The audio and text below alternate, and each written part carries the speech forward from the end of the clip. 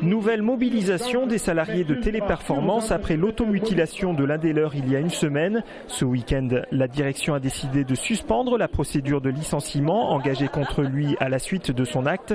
Mais pour les élus du personnel, ce n'est pas encore assez.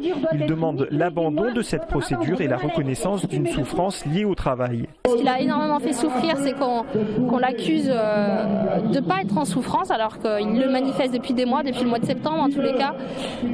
Ça c'est la première des mesures, c'est reconnaître que ce salarié est en souffrance à cause de ses conditions de travail. Et on demande l'ouverture des négociations sur les conditions de travail, les conditions et l'amélioration des conditions de travail, avec une prise en compte des risques psychosociaux dans cette entreprise, afin que les salariés puissent venir travailler sereinement. La directrice du site s'est engagée la semaine dernière à suspendre tous les entretiens préalables à licenciement non liés à un abandon de poste ou à une absence injustifiée. Selon ces salariés, le climat social serait très tendu dans l'entreprise. J'ai des salariés qui m'interpellent en pleurs.